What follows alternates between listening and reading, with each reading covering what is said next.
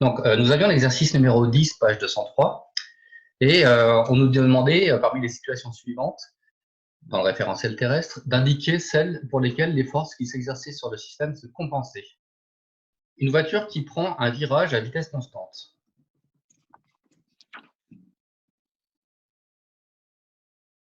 Alors, je vous écoute. Est-ce qu'une voiture qui prend un virage à vitesse constante correspond à un système où les forces qui s'exercent, donc sur le système, là c'est la voiture, est-ce que les forces qui s'exercent sur la voiture vont se compenser?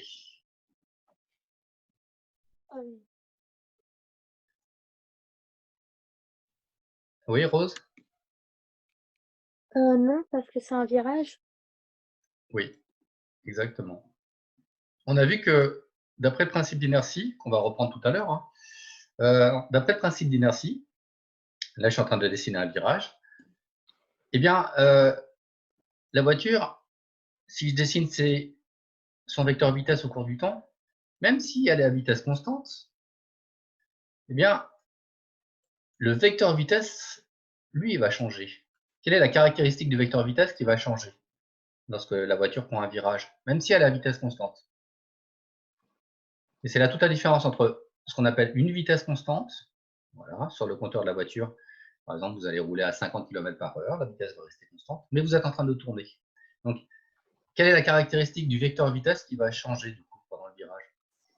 La direction. Voilà. Et comme un vecteur, comme les caractéristiques d'un vecteur, c'est direction, sens et valeur, bah ici, si vous voulez, il n'y a que la valeur qui reste constante. Oui, bah le sens, c'est vers la droite, mais surtout, la direction change. Donc, pour une voiture qui prend un virage à vitesse constante, les forces ne se compensent pas, d'après le principe d'inertie. Ensuite, deuxième situation, petit b. Alors, une valise sur le tapis roulant d'un distributeur de bagages se déplace en ligne droite à vitesse constante. Qu'est-ce que vous en pensez là? Oui. Oui. Donc là, on respecte bien les conditions donc, de vecteur vitesse constant. Une fusée qui décolle. Qu'est-ce que vous en pensez? Lorsqu'une fusée décolle, est-ce que les forces qui s'exercent sur la fusée se compensent? Non, Non. Pourquoi? mais parce que la fusée, elle accélère La fusée et elle va pas accélère. forcément en droit. Voilà, là, je vais dessiner une fusée. Alors, c'est pas une très très belle fusée, hein. Voilà, je vais dessiner une fusée avec ces deux boosters. Bien. Il y a le frottement de l'air qui varie. Voilà, ce qu'on peut juste dire, même si on ne fait pas l'analyse de toutes les forces, c'est que si la fusée décolle, au début, elle était avec une vitesse nulle, et si elle décolle, c'est qu'elle est en train de se déplacer. Donc sa vitesse devient non nulle. Donc on passe d'une vitesse nulle à une vitesse qui n'est pas nulle. Ça correspond à une augmentation de la valeur de la vitesse. Donc forcément, la vitesse n'est pas constante, et on peut dire que les forces se compensent pas. Si on veut creuser un peu plus, alors, au tout début du décollage, même si on négligeait par exemple l'effort de frottement, essentiellement, les forces qui vont s'exercer sur la fusée, c'est son poids. Et qu'est-ce qu'il y a d'autre comme force? Il y a le frottement de l'air. Alors, il y aura le Non, frottement de l'air, mais le sol. une fois que la fusée elle a décollé, et surtout, Ah, une fois qu'elle est décollée. Ah, quelle est la raison pour laquelle elle décolle? Voilà. ah oui, c'est au réacteur. Voilà.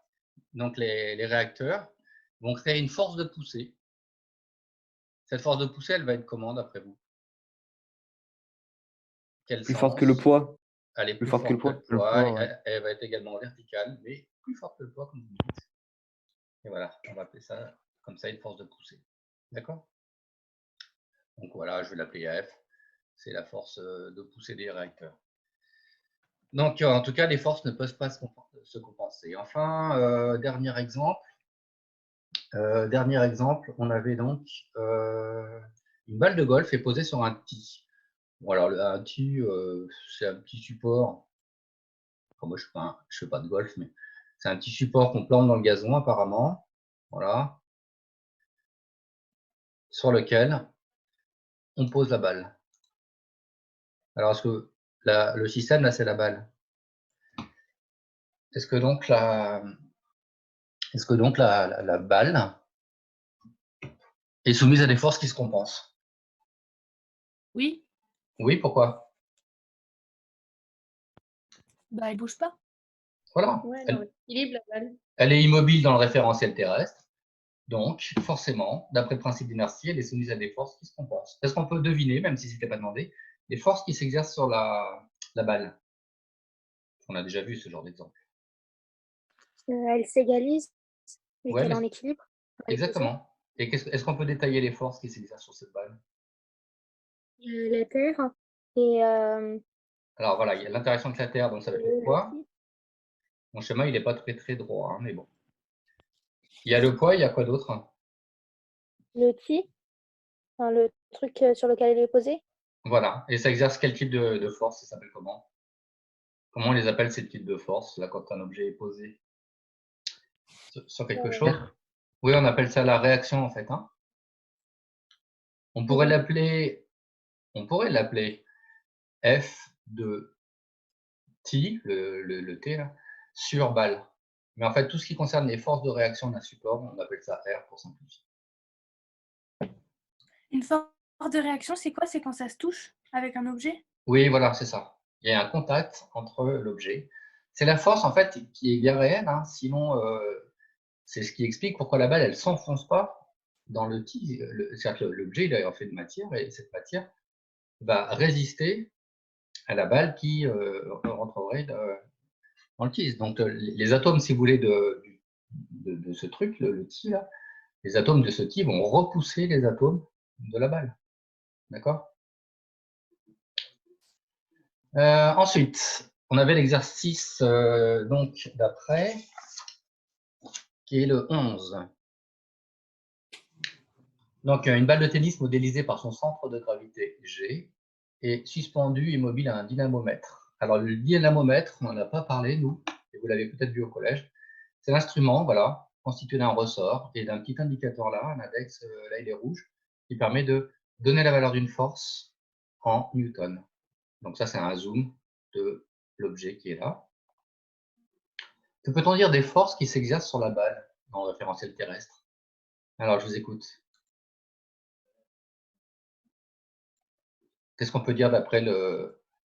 Alors là, c'était des exercices sur le principe d'inertie. Donc, qu'est-ce qu'on peut dire d'après le principe d'inertie sur les forces qui s'exercent sur la balle, sans même les énumérer, les forces? Elle se compense. Elles se compensent. Voilà. Pourquoi? Parce que on nous dit que la balle... Parce qu'elle est mobile. Voilà, on nous dit que la balle est immobile. Donc, même si on ne nous demandait pas de faire le détail des forces qui va s'exercer sur le système, c'est-à-dire ici, c'est la balle, on peut déjà affirmer que les forces vont se compenser. D'accord? Bon, alors là, on nous demandait quand même de faire le bilan des forces qui s'exerçaient sur la balle. Alors, soit on répond direct, soit, si ça peut vous aider, donc là, comme c'est une correction que je fais, je vais corriger ça en deux parties. Je vais d'abord faire un diagramme objet-interaction. Donc la balle, avec quoi est-elle en interaction? La terre, le Et son dynamomètre. Donc elle est en interaction avec la Terre, Et et le dynamomètre. ça va être le poids. Donc c'est une action à distance. Donc je dessine des petits pointillés. Et ça va être le poids. Et c'est quoi la deuxième chose avec laquelle la balle est en interaction? Le dynamomètre. C'est le dynamomètre. Exactement. Ça va être le dynamomètre. Et alors, on pourrait l'appeler force de dynamomètre sur balle. Donc, dynamomètre. Voilà, c'est pas facile d'écrire avec la souris. C'est une force de contact ou à distance? Contact. Contact. Donc, je vais la mettre en très plein. Alors, oui, je pourrais l'appeler F de dynamomètre sur balle. En fait, ça ressemble un petit peu à ce qu'on a vu dans le cours la dernière fois. Ça ressemble un peu à une force de tension, comme on l'avait dit pour un fil. Donc, on peut simplifier l'écriture et mettre T comme tension. Si jamais vous avez mis F de dynamomètre sur balle, c'est bon. D'accord? C'est correct. Hein. Alors, quelles sont les caractéristiques de ces forces? on en est à la question petit c. Parce que là, pour répondre à la question petit b et faire le bilan des forces, eh ben, pour justifier un peu et être sûr de ne pas en oublier, j'ai fait un diagramme objet-interaction. Mais maintenant, les caractéristiques. Alors, qu'est-ce qu'on peut dire? On va commencer par celles qu'on connaît bien. Qu'est-ce qu'on peut dire des caractéristiques du poids? Quelle est la direction du poids? Voilà ce qu'on appelle les caractéristiques. Le poids, c'est une force Vertical. qui est verticale. Quel est son sens? Vers le bas. Vers le bas. Et est-ce qu'on a sa valeur? Bah, on Si- peut calculer avec 0,6. 6 Gagne. newtons. Ah, on peut s'aider de la figure qui est à côté. Ah oui, c'est marqué, oui. 0,6, ouais. On peut s'aider de la figure qui est ici. Et donc, le dynamomètre, si je les représente les forces, ah oui, on demande de les représenter à l'échelle après. Si le dynamomètre nous donne la valeur de la force, donc si vous regardez bien la graduation, ça c'est 0,6. Et donc, le repère rouge qui est juste après indique donc quelle valeur? 0, ah, ok. 0,61. Ouais. Ouais. Donc, le dynamomètre mesure donc que la valeur de P, vous voyez, là, je mets P avec un vecteur, ça comprend toutes ces caractéristiques. Là, je mets P sans vecteur, c'est juste la valeur. Donc, 0,61 newton. D'accord? Quelles sont les caractéristiques de la tension du dynamomètre, d'après vous? Bah, Ah. vertical vers le haut. Très bien. On sait que la balle, elle est immobile, donc forcément, les Même valeur. forces doivent se compenser. Donc, on va avoir vertical vers le haut. Et quelle est sa valeur? 0,6 newton. 0,61. Et bien voilà, sa valeur doit être de 0,61 newton pour que ça se compense. D'accord? Mais juste, monsieur, pourquoi c'est pas moins 0,61 vu qu'elles sont. Parce que dans la leçon, il y avait écrit que c'était. F de la force de A sur B, c'est égal à moins la force de B sur A. D'accord. Alors, je comprends ta question et elle est intéressante. Comme tu viens de le relire, quand on parle de si moins, c'est qu'il y a une flèche sur le vecteur. C'est-à-dire que là, par exemple, on pourrait écrire que P est égal à moins T. D'accord? Le moins qui est là, c'est celui qui questionne. Le moins qui est là, il sert juste, en fait, à nous dire qu'il y a une des forces qui est vers le bas et il y a une des forces qui est vers le haut. D'accord? En ce qui concerne la norme, c'est-à-dire la valeur, une norme, ça ne peut pas être négatif. D'accord? Donc, si tu veux que je réponde directement à ta question, mais là, j'ai voulu justifier un peu, on n'a pas le droit d'écrire T égale moins 0,61 newton, parce qu'une norme, bon, ça c'est faux. Donc, puisque c'est faux, je le gomme. Le moins que j'ai rajouté là, je le gomme parce que une norme, c'est jamais négatif. D'accord? Oui, Ok. merci. Alors, en ce qui concerne la représentation maintenant, avec l'échelle, bon, 1 cm faisait 0,3 newton. Donc là, vous faites une petite proportionnalité, c'est-à-dire une petite règle de 3, et on a donc des vecteurs qui doivent faire 2 cm. Donc là, à l'écran, je ne peux pas faire quelque chose à l'échelle, mais en gros, sur votre feuille de papier, je vais changer de couleur. Sur votre feuille de papier, vous preniez un vecteur qui faisait 2 cm, comme ça vers le bas. Là, c'est pas très droit. Et on nous demandait de tout représenter au point G. Alors, le point G, c'est le centre d'inertie de la balle. Alors, des fois, je dis le centre d'inertie, c'est pareil que le centre de gravité en point. Et T, c'est vraiment pas droit. Et comme ça. D'accord? Pas de questions sur cet exercice? Alors, l'exercice 12 nous parlait d'un parachutiste. Qu'est-ce qui est important de relever dans cet énoncé? C'est qu'on a une descente verticale et qu'elle est à vitesse constante. Ça, c'est des informations importantes. Le système, c'est parachutiste plus parachute. Bon, et on nous donne le poids. Alors, question A. Que peut-on dire des forces qui s'exercent sur le système dans le référentiel terrestre? Alors, je vous écoute. Bah, si elle tombe, c'est que les forces, elles se compensent pas, non? Alors, si le parachutiste tombe, c'est que les forces ne se compensent pas. Alors, il se fait que, grâce au parachute, on n'a pas une chute libre. Et grâce au parachute qui freine la chute, le parachutiste se retrouve à avoir une vitesse constante. Donc, d'après le cours, et en fait d'après le principe d'inertie, on a descente verticale, ça veut dire que le mouvement va être rectiligne, sur la verticale. On a vitesse constante. Donc en gros, le parachutiste a un mouvement rectiligne uniforme, c'est-à-dire son vecteur vitesse est constant. Donc, ça c'est la réciproque du principe d'inertie.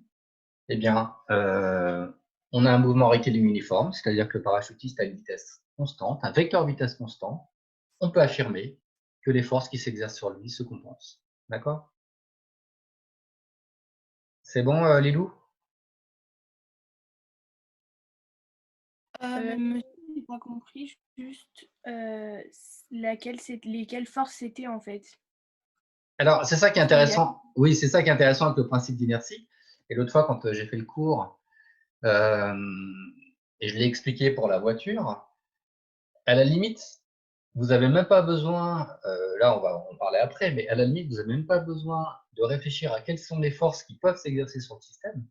Si on vous dit n'importe quel système a un mouvement rectiligne uniforme dans un référentiel donné, alors ici c'est le référentiel terrestre, peu importe le système, peu importe les forces qui s'exercent sur lui, ce que vous pouvez dire à coup sûr, grâce au principe d'inertie, c'est que de toute façon, les forces se compensent. D'accord?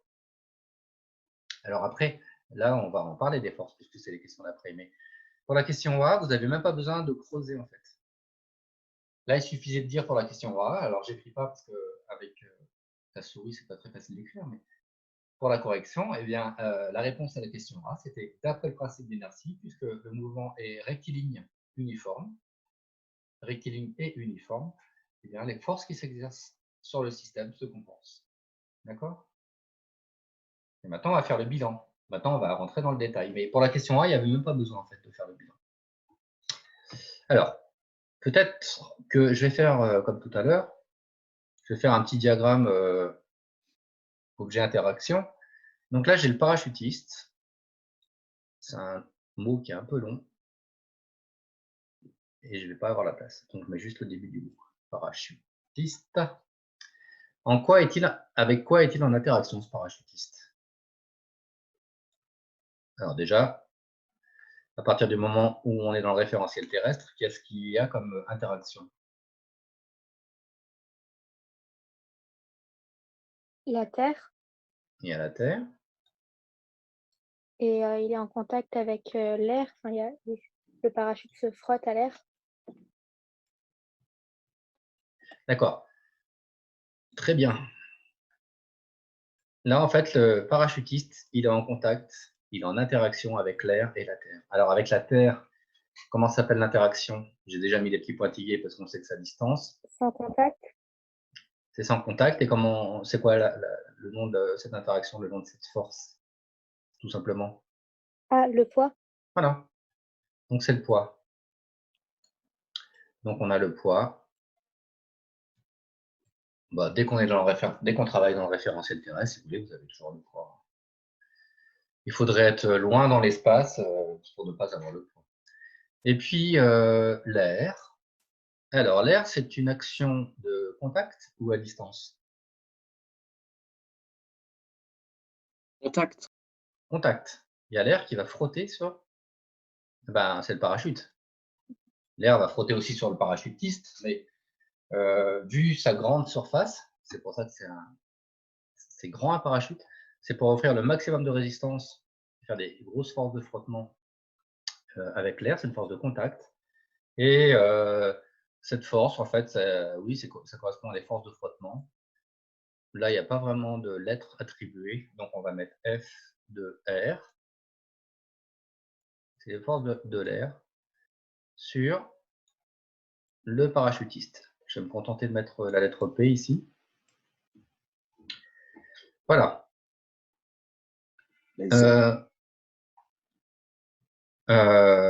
Donner les caractéristiques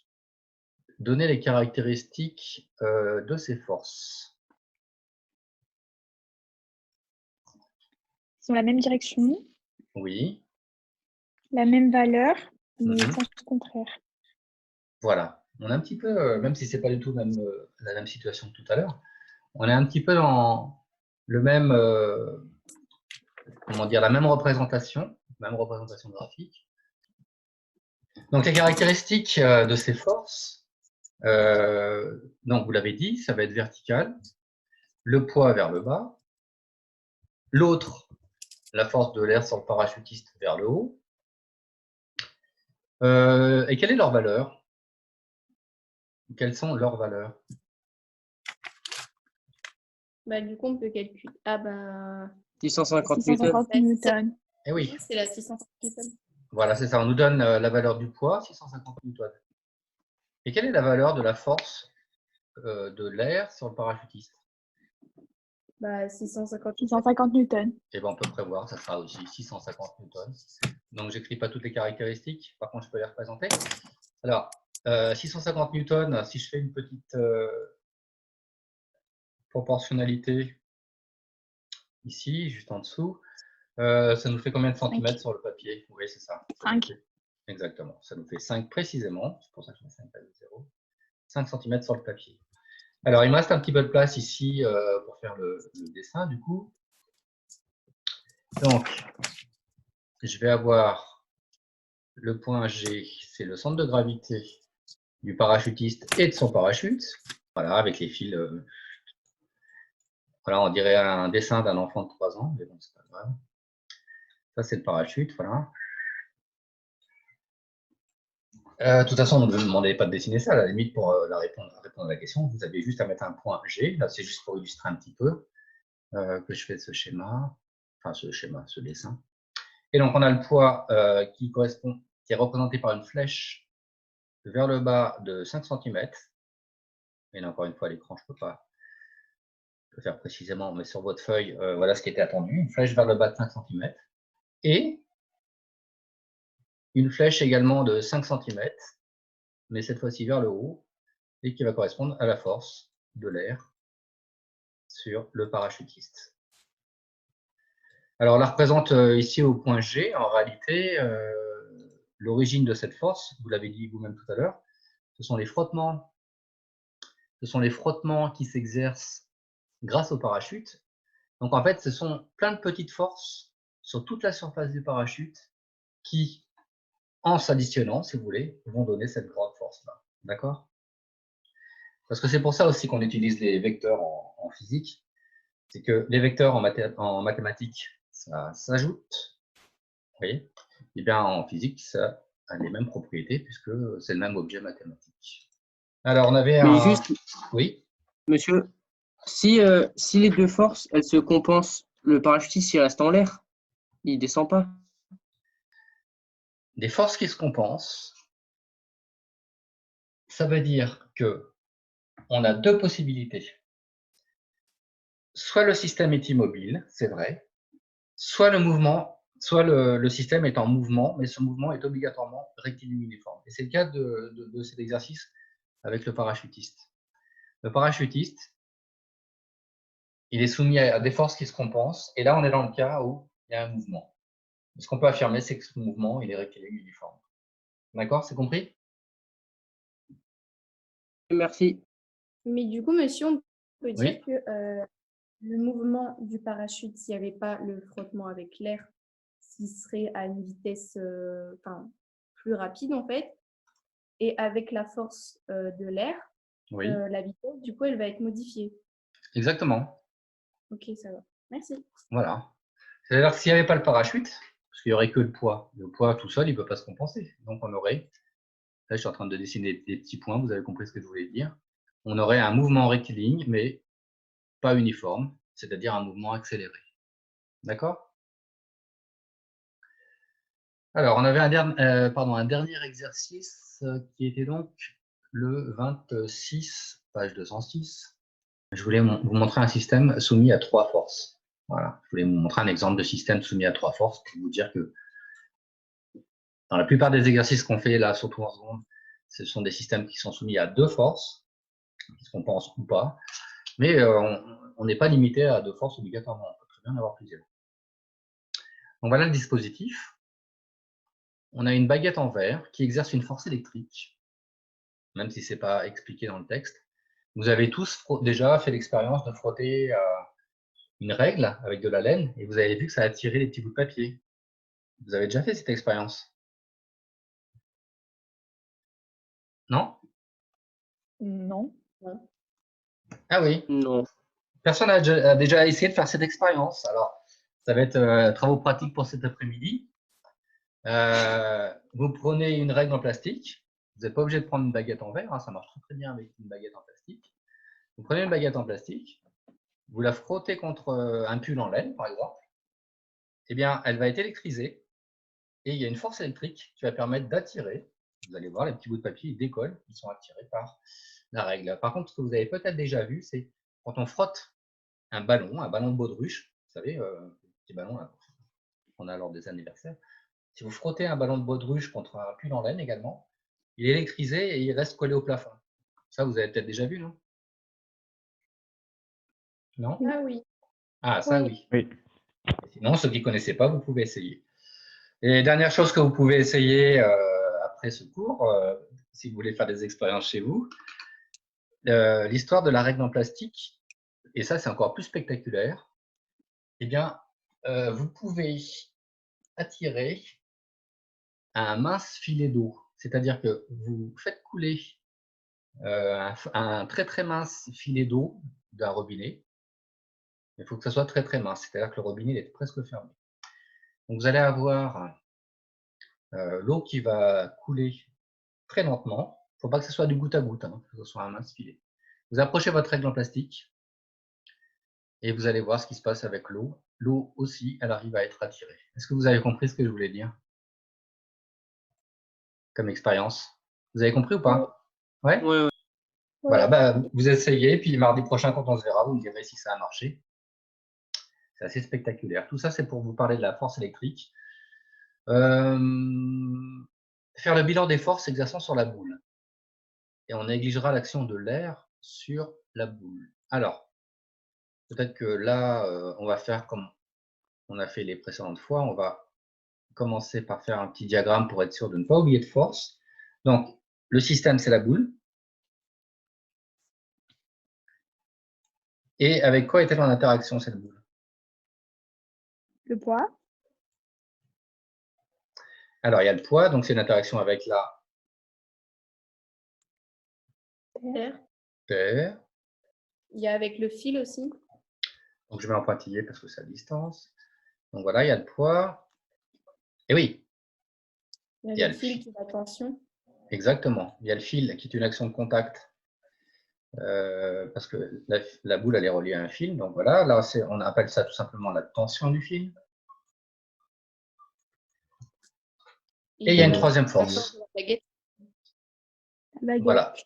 Il y a une autre interaction, c'est la baguette, exactement, vous avez raison. Donc, il y a une interaction avec la baguette. Voilà.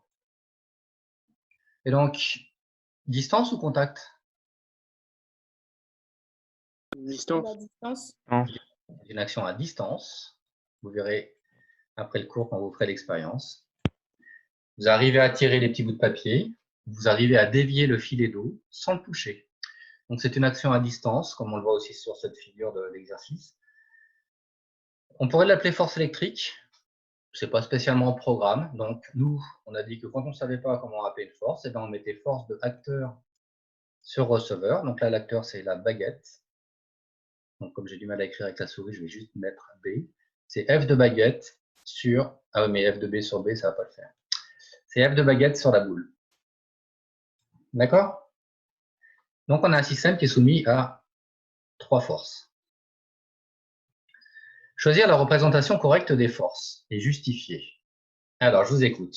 À votre avis, parmi les 4 représentations A, B, C et D, eh bien, quelle est celle qui convient? Qu'est-ce que vous avez trouvé, vous? Pour moi, c'est la C. La C, hein. Ouais, moi aussi pareil. Alors, c'est la bonne réponse. Alors, on va expliquer pourquoi. Déjà, au niveau du poids, le poids, il est comme ça.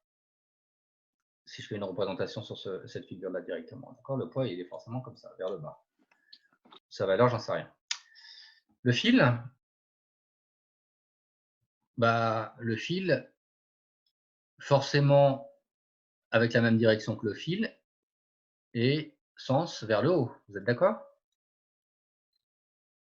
Alors, sans parler de la force électrique, la force de la baguette sur le pendule, déjà rien qu'en connaissant ceci, qu'est-ce que ça élimine comme possibilité? La D. Voilà. Là, déjà, on vient d'éliminer la D. La D, elle est impossible. Ensuite, on a une force qui provient de la baguette. Est-ce qu'elle a tendance à attirer la boule ou à la repousser? C'est-à-dire que cette force, L'attirer. je vais la mettre horizontale parce que la baguette, elle est en face ici. Mais je vais la faire partir vers la droite ou vers la gauche? Elle va Vers. partir vers la gauche. C'est une force qui est dirigée vers la gauche, on est d'accord. Et donc ça, c'est notre F de baguette sur boule. Ok? Bon, je ne l'écris pas. C'est baguette sur boule. Ça élimine un schéma supplémentaire. Ça élimine la A, exactement. Alors maintenant, il nous reste B ou C. Alors là, vous m'avez tous répondu C. Est-ce que quelqu'un peut m'expliquer pourquoi c'est C et pourquoi ça ne serait pas B? Quelle est la différence entre les deux, en fait? Parce que de loin, ils se ressemblent quand même. Mais... C'est le poids qui n'a pas la même valeur. Oui. Et pourquoi ça Mais, serait du plutôt coup, C comme- que B, alors? Parce que la tension, je ne sais pas exactement, mais pour moi, la tension, s'il n'y avait pas la force de la baguette de verre, Mhm. ça serait en équilibre, du coup, ça se compenserait. D'accord. Du coup, faut qu'il y ait la même valeur entre la tension et le poids. D'accord. Donc, toi, Lilou, tu justifies ça en disant il faut que le poids et la tension aient même valeur. Donc, je vais plutôt choisir ce schéma-là que celui-ci. Est-ce qu'il y a d'autres justifications? La Terre, elle est plus lourde que la baguette. Vert. Enfin, elle est. On ne sait pas. Ta réflexion, c'était de dire quoi? La force, le poids, c'est-à-dire le poids, va être une force plus importante que la force électrique, c'est ça? Oui, mais on ne sait pas en fait. Non, on ne sait pas. On sait pas. La force électrique, elle peut être très importante. Vous verrez ça tout à l'heure si vous faites l'expérience avec les petits bouts de papier. La force électrique, elle peut être très importante, alors que les petits bouts de papier ont un poids très très faible. En fait, la justification, elle est mathématique. J'en ai un petit peu parlé tout à l'heure, mais là, mathématiquement parlant, comment je vais exprimer le fait que les forces se compensent? Est-ce que quelqu'un a une idée? Mathématiquement, les forces se compensent, ça conduit à quoi comme expression entre les vecteurs?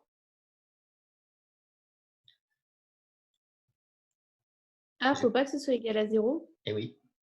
On La l'a vu. somme des fois. C'est ça, on l'a vu pour deux. On a vu pour deux forces. On a vu par exemple P plus R donne vecteur nul. Et pour 3 ou pour 4 ou pour 5, peu importe, c'est toujours vrai. Donc on va avoir les forces qui se compensent, qui donnent cette égalité vectorielle, c'est-à-dire P plus F plus T égale vecteur nul. OK? Qu'est-ce que ça veut dire? Ça, cette égalité vectorielle, eh bien, elle doit être vérifiée aussi graphiquement. Alors, est-ce que vous savez représenter la somme de deux vecteurs en maths? Je vais dessiner à gauche. Est-ce que vous savez, par exemple, représenter la somme d'un premier vecteur ici et d'un deuxième vecteur ici? Est-ce que vous savez comment on fait? Si je veux, par exemple, là, c'est vraiment un petit complément de maths que je fais. Est-ce que vous savez faire graphiquement U plus V? Comment on fait pour tracer le vecteur? Oui. Alors, on fait comment? Vas-y. Ben, on part du départ de U. D'accord? Oui, là. On fait le vecteur U et après on prend la distance du vecteur V et on le liquide dans la même direction. Donc, on déplace, on translate le vecteur V à l'extrémité de U, c'est ça? C'est ça ce que tu veux dire, Florent? Ok. Donc là, j'ai translaté le vecteur V, je l'ai fait en pointillé en vert. Pourquoi je l'ai translaté? Pour le mettre à l'extrémité de U. Un vecteur, ça se translate, donc V, il est également ici. Et maintenant, U plus V, c'est ce vecteur-là, en fait. Oh là là, c'est pas droit du tout. Vous avez compris ce que je voulais dire? U plus V, c'est ce vecteur-là. Donc ici, on va faire pareil. Sauf qu'on ne peut pas ajouter les 3 vecteurs en même temps. Il faut déjà en faire 2, puis on peut faire le dernier. Alors, allons-y. Vous choisissez les 2 que vous voulez. Je vais prendre par exemple ces deux-là. Bien. Si je fais la somme de ces 2 vecteurs-là, le rouge et le vert, eh bien, je vais avoir un vecteur qui est comme ça. D'accord? Là, j'ai fait la somme du vecteur rouge et du vecteur vert. Je vais le faire sur le deuxième schéma maintenant.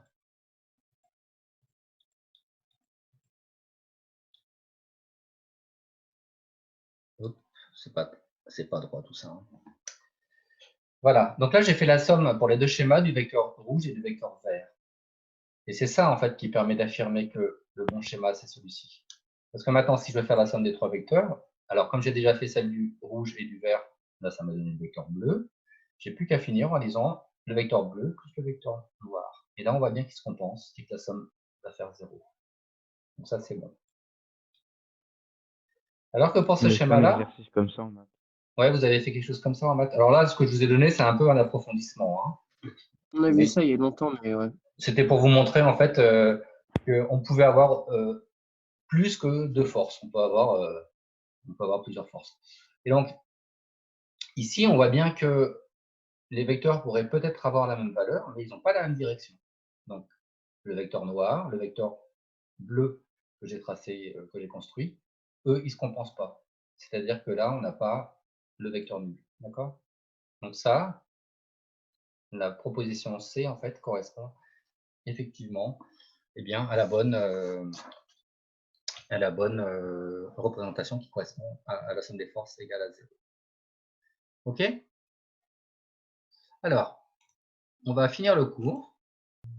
Voilà. Donc, on avait un premier exercice d'application à faire du cours. Donc là, on revient un petit peu en arrière, c'est-à-dire que ça, c'était avant le principe d'inertie. C'est juste pour corriger. Donc, la force qui s'exerce de la Terre sur la Lune, d'après le principe des actions réciproques, c'est aussi la force qui s'exerce de la Lune sur la Terre. Voilà. Ça, c'était pas demandé. Hein. Là, je suis en train de répondre à une... En fait, on nous demandait de calculer la force d'interaction qui s'exerçait entre la Terre et la Lune. Ah oui, entre la Terre et la Lune. Bah, voilà, on ne sait pas laquelle on veut, donc moi je mets les deux, parce que de toute façon, elles sont égales. Donc, on a vu que c'était G, la constante de gravitation universelle, fois la masse de la Terre, fois la masse de la Lune. Et encore une fois, quand je mets rien, ça veut dire que ce sont des signes multipliés. Là, par rapport à la question que vous m'aviez posée l'autre fois, le G, je peux le mettre sur la fraction ou à côté, c'est pareil, au niveau du calcul. Sur la distance entre les centres Terre-Lune au carré. Et je vous avais dit, c'est bien de s'entraîner à faire ce calcul à la calculatrice, parce qu'en pratique, sans entraînement, eh ben, vous avez pas mal de chances, par contre, de vous tromper. Parce qu'il faut bien maîtriser la calculatrice. Il ne faut pas oublier de mettre le carré. Et normalement, si vous utilisez bien la notation scientifique comme je vous ai appris, c'est-à-dire la touche EE, eh bien, pour le dénominateur au carré, vous n'avez pas besoin de mettre des parenthèses. C'est l'avantage d'utiliser la touche EE ou la touche EXP, selon le modèle de votre calculatrice. C'est que, du coup, la parenthèse n'est pas obligatoire. Si vous utilisez une autre touche que celle que je viens de dire, vous allez être obligé de mettre une parenthèse Sinon, vous allez avoir une erreur quand vous allez faire exécuter. Alors, on va tout de suite voir, là je tape le détail du calcul, déjà pour qu'on soit tous d'accord. Parce que si vous n'avez pas tous posé la même valeur, la même ligne de calcul, c'est impossible qu'on trouve la même chose à la fin. Alors, petit piège, parfois la distance n'est pas en mètres, elle est en kilomètres. Mais là, je m'étais dit que ça ne servait à rien de rajouter un piège, puisque c'était juste un exercice d'application. Donc là, je n'avais pas fait de piège. Alors, pour aller plus vite, je mets un point au lieu du multiplier aussi. Et le tout doit être au carré. Alors, je vous écoute. Pour ceux qui ont pu le faire, dites-moi combien vous avez trouvé et on va voir si vous avez eu des bonnes applications numériques. Moi, j'ai trouvé 2,03 fois 10 puissance 20 newtons. Parfait. Voilà, c'est la bonne réponse. Quand je dis parfait, c'est qu'en plus, Clara elle a donné le bon nombre de chiffres significatifs. C'est-à-dire que si vous faites ce calcul à la calculatrice, je vous invite à le faire si vous ne l'aviez pas fait avant pour vous entraîner, votre calculatrice, elle va vous donner 9 ou 10 chiffres en tout. Il ne faut surtout pas tout recopier. Donc, je vous rappelle, cela on arrive en fin de seconde et il faut maîtriser l'utilisation des chiffres significatifs. Ça, c'est 3 chiffres significatifs. Ça, c'est 3 chiffres significatifs. Là aussi. Et là aussi. Donc, en fait, dans cet énoncé, tout est à 3 chiffres significatifs. Donc, on prend le moins précis. Là, le moins précis, ils sont tous à 3 chiffres significatifs. Le résultat sera aussi à 3 chiffres significatifs. Voilà pourquoi il fallait garder 2,03. D'accord? Il y a des questions là-dessus? Non? Alors, si vous voulez recopier le calcul, je vais laisser, je ne vais pas effacer tout de suite. Et on va passer à l'application d'après.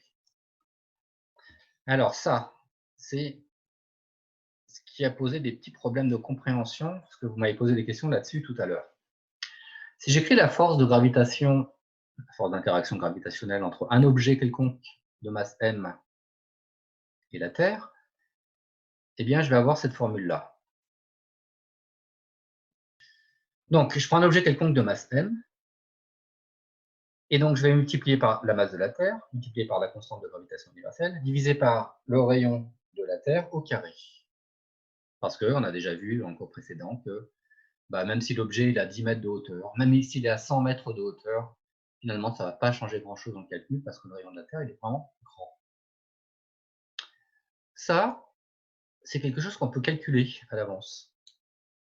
Et il se fait que quand on fait le calcul de ça, G mt divisé par RT carré, on trouve 9,8. Et l'unité, c'est des newtons par kilogramme. Donc on retrouve en fait l'intensité de la pesanteur. Donc ce que j'avais dit la dernière fois, c'est que au lieu d'avoir à faire ce gros calcul à chaque fois, on va dire que la force qui s'exerce de la Terre sur un objet, qu'on appelle aussi le poids, quand on est à la surface d'une planète, ici c'est la Terre, c'est m fois g. Ça nous évite de faire ce gros calcul. Donc en exercice d'application, par curiosité, on pourrait se dire, je vais faire ça pour une autre planète que la Terre. Et donc, je vais m'inspirer de ce qu'on vient de raconter là, et je vais l'appliquer à la Terre. Donc, l'intensité de la pesanteur sur Mars, je vais l'appeler petit g, mais ça ne va pas être le g de la Terre. Donc, je vais mettre le petit g, c'est-à-dire l'intensité de la pesanteur de Mars. Ça va être égal à, alors vous voyez, je vais m'inspirer de ça.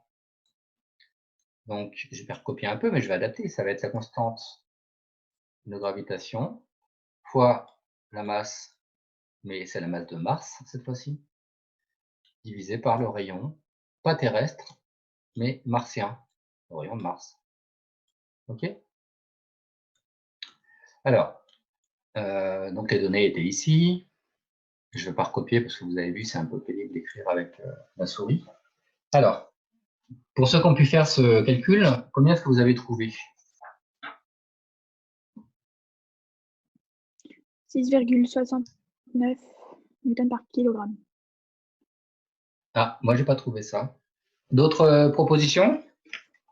Vous pouvez prendre votre calculatrice en même temps, puis le taper si vous voulez. J'ai trouvé 3,69 newtons par kilogramme. Ça, c'est bon, Quentin. Juste, C'est ce que j'ai dit. Moi, j'ai T'avais compris 6. tu avais dit 6, quelque chose. Ah, ben c'est ce que j'ai écrit en tout cas. Ah, d'accord. Alors là, juste au niveau des chiffres significatifs, on n'en a que 2. Donc, Quentin, ton résultat, en fait, on va l'arrondir à 3, À 3,6. 7. Oui, oui. oui, 7, hein, parce qu'après le 6, tu avais un 9, si j'ai bien entendu. Donc, c'est 3,7. Il n'y a pas de multiplié, c'est newton par kilogramme. Est-ce que vous aviez ça que, en fait, si je fais la division si je fais le rapport entre 9,8 et 3,7, je tombe sur 2,6. Ça veut dire que l'intensité de la pesanteur sur Mars, elle est 2,6 fois plus petite que sur Terre. Autrement dit, ça veut dire que sur le sol martien, eh bien, les effets de la pesanteur sont 2,6 fois plus petits. Vous Quand on l'aviez saute, déjà... on saute 2 fois plus grand, quoi. Ouais, vous l'aviez déjà vu ça ou pas? Parce que souvent on parle de la Lune, de l'intensité de la Lune, que vous pouvez calculer par la même formule d'ailleurs. Si vous voulez calculer l'intensité de la pesanteur sur la Lune, vous pouvez le faire. Et souvent, enfin ça c'est assez connu, parce qu'il y a eu des vidéos de cela, que l'intensité de la pesanteur sur la Lune était plus faible que sur la Terre. Mais sur Mars, ça n'apparaît pas tellement, j'ai l'impression, dans les films de science-fiction. Enfin, je n'ai pas l'impression. Mais oui, donc vous voyez, l'intensité de la pesanteur, elle est 2,6 fois plus petite. Il vaut mieux, remarque, hein, il vaut mieux parce que les scaphandres, l'air n'est pas respirable sur Mars, l'atmosphère n'est pas respirable, donc il vaut mieux que l'intensité de la pesanteur soit beaucoup plus petite pour pouvoir supporter eh bien, le poids de tout le matériel qui du coup sera plus léger entre guillemets. Ouais. Voilà, on avait ce schéma-là à compléter également. C'était pour illustrer un système immobile, donc soumis à des forces qui se compensent. Et on nous demandait de compléter le schéma ci-contre en représentant des forces qui s'exercent sur la boule du pendule et écrire la relation vectorielle entre les deux vecteurs force. Alors, comme on l'avait déjà fait ensemble, eh bien, je redonne rapidement la correction. Si on représente les forces au centre de gravité de la boule, on va avoir son poids qui est vers le bas. Et là, je dessine avec une échelle quelconque, parce qu'on n'a pas de valeur.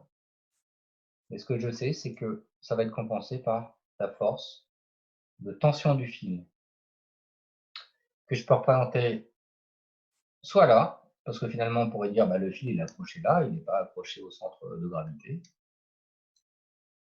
Voilà, ça serait le schéma le plus correct. Mais on peut aussi dire, cette situation-là, je vais la modéliser, c'est-à-dire je vais la simplifier. Et au lieu de dessiner la boule en vrai, je peux dire, je vais juste me contenter du centre de gravité de la boule. Et donc, ça, c'est une réponse correcte également. Vous voyez? La différence entre les deux schémas, c'est que sur le schéma de droite, celui qui était dans le cours, on a une représentation de la réalité simplifiée par un schéma. Vous voyez, tout n'est pas représenté, le plafond n'est pas représenté, le support non plus. Mais on peut représenter les forces au plus juste en disant que la tension du fil commence là, parce que le fil est accroché là. Ça, c'est une représentation encore plus simplifiée de la réalité, puisqu'on ne représente même plus la boule, on représente que son centre d'inertie. D'accord? Bon, mais c'est équivalent. Hein.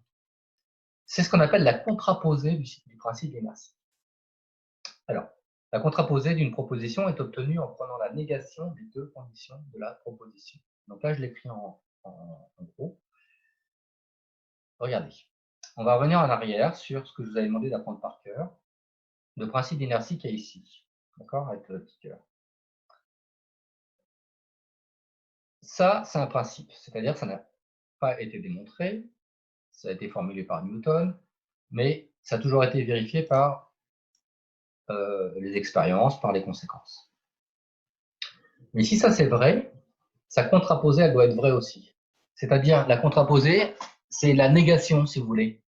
Donc, lorsque les forces qui s'exercent sur un système ne se compensent pas, je prends la négation de se compense et je vais dire ne se compense pas, alors le vecteur vitesse de son centre de gravité, et ben, l'inverse de ne varie pas, c'est varie, obligatoirement. OK? Donc, si le centre de gravité V varie, cette possibilité-là n'existe plus. S'il varie, le système ne peut plus être immobile. Et pour la deuxième partie, ici, eh bien, le système n'a pas un mouvement rectiligne uniforme. Alors, qu'est-ce que ça veut dire? Bah, le système n'a pas un mouvement rectiligne et uniforme en même temps. Ça veut dire qu'il peut avoir un mouvement rectiligne, mais pas uniforme. Ça veut dire aussi qu'il peut avoir un mouvement uniforme, c'est-à-dire dont la valeur de la vitesse est constante, mais pas rectiligne. C'est-à-dire que les deux, là, ne peuvent pas être vérifiés en même temps. Alors, je vais revenir au cours, et on verra aussi qu'on pourra énoncer la réciproque. On avait énoncé la réciproque du principe d'inertie.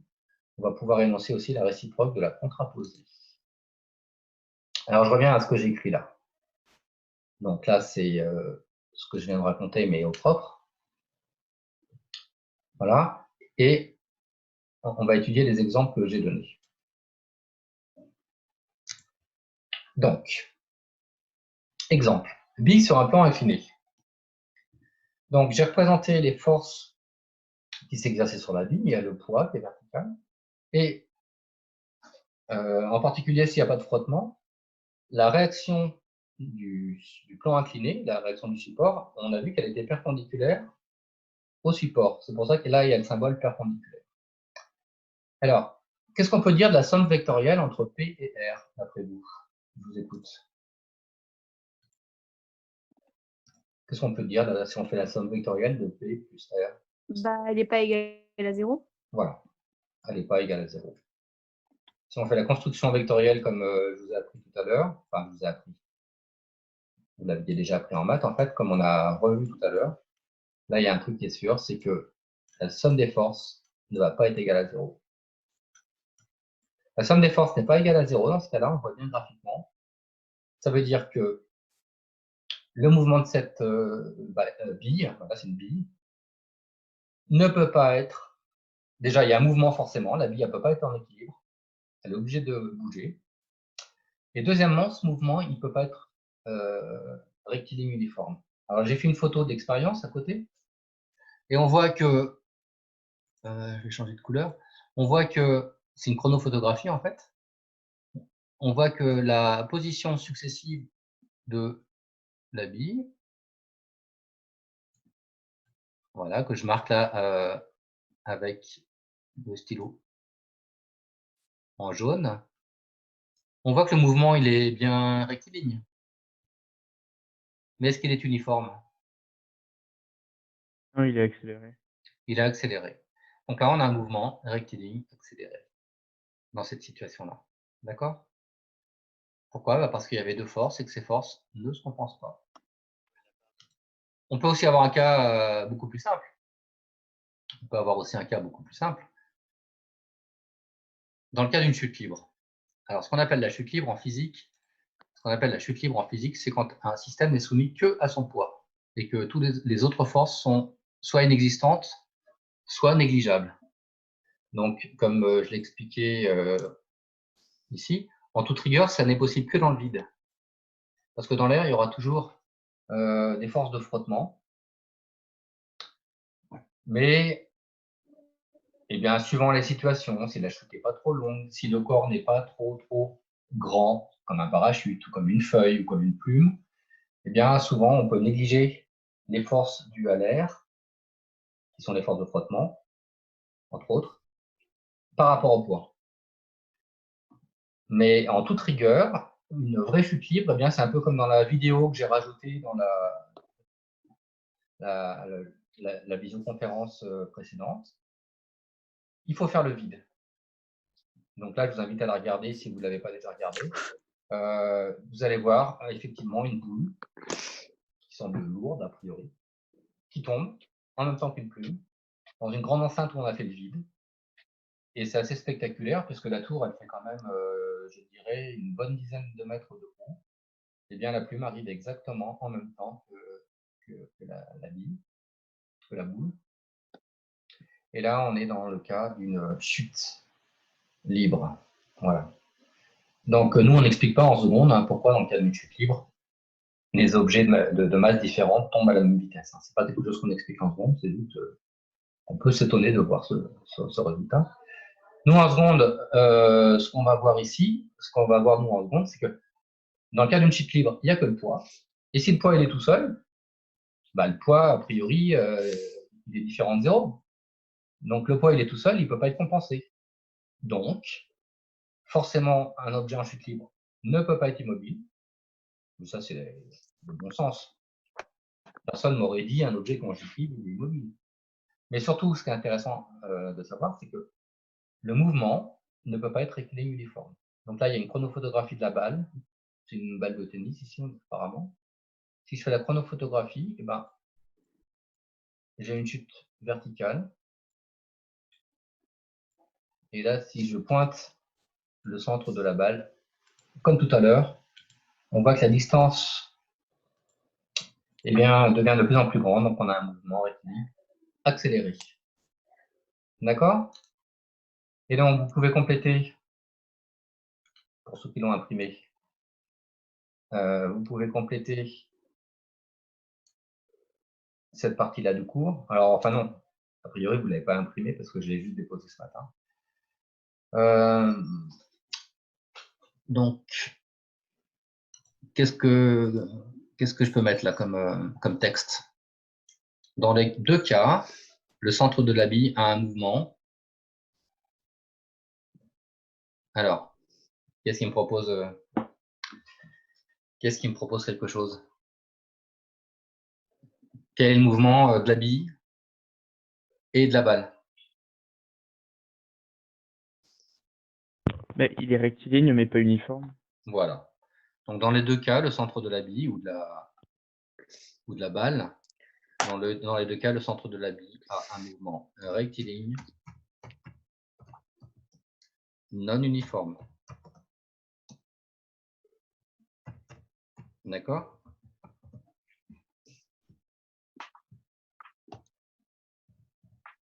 Maintenant, on peut faire la réciproque.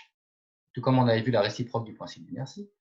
La réciproque, c'est que si on lit la proposition à l'envers, eh bien, elle doit être vraie aussi. C'est-à-dire, ce qu'on vient de voir là, c'était la contraposée. Eh bien, à l'envers, ça doit être vrai aussi. C'est-à-dire, si on a un système dont le centre de gravité a un vecteur vitesse qui varie, c'est-à-dire si le vecteur vitesse d'un système varie, change, que ce soit en direction ou en valeur, ou les deux en même temps, alors on peut affirmer que les forces qui s'exercent sur le système ne se compensent pas. Donc maintenant, pour faire un résumé de ce principe d'inertie, qui est assez important et pas très facile, j'avoue. Hein. D'ailleurs, dans votre livre, c'est un chapitre à lui tout seul, le principe d'inertie. On va faire une petite récapitulation. Le principe d'inertie,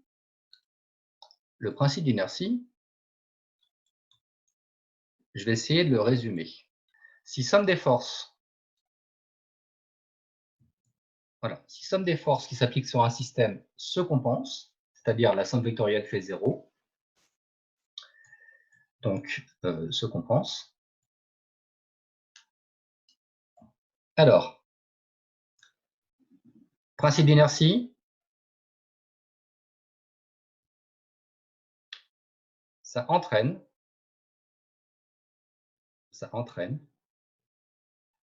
que eh bien, le vecteur vitesse est constant. Ça entraîne que le vecteur vitesse du centre d'inertie, Vg, est constant. Et pour ça, on a dit, on vient de le voir tout à l'heure, il y a deux possibilités. Soit le système est immobile,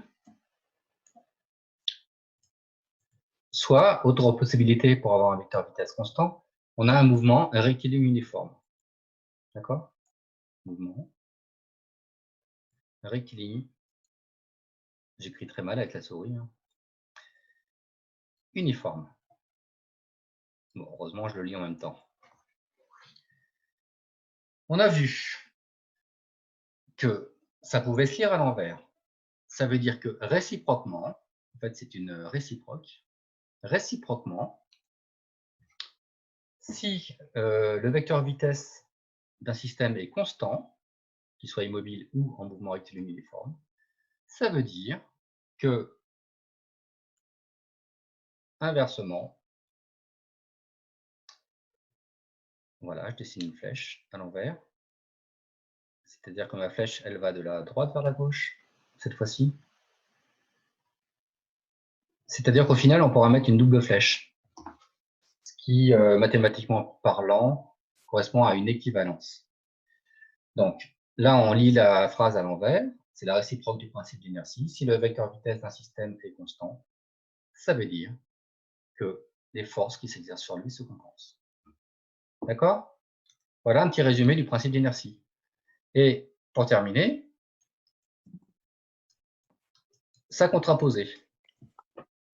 On doit l'écrire, ça? Non, pas obligatoirement. Bon, comme vous voulez. Sa contraposée. Eh bien, sa contraposée, je rappelle, c'est ce qu'on vient juste de voir, c'est sa négation. Donc, si la somme des forces d'un système ne se compense pas, donc si la somme des forces, là je mets un trait pour éviter de réécrire, ne se compense pas,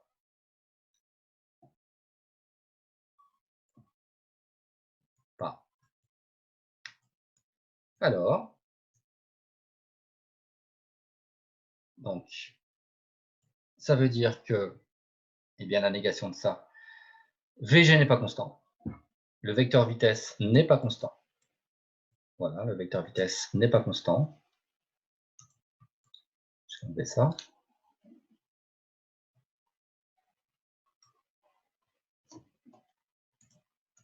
Donc VG n'est pas constant. Et en particulier, ça veut dire que déjà, il ne peut pas être immobile.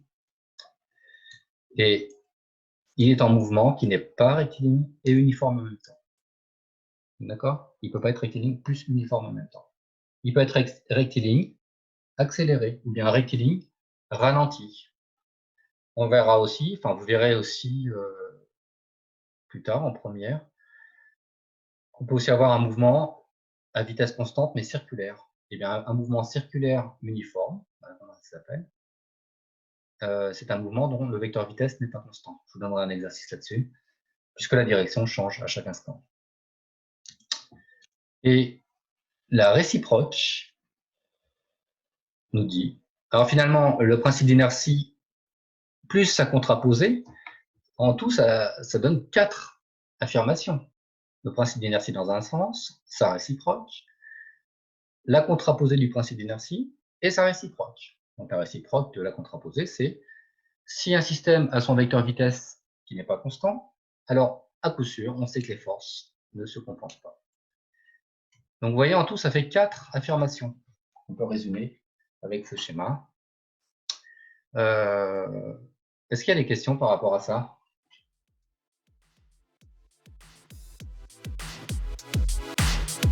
Non.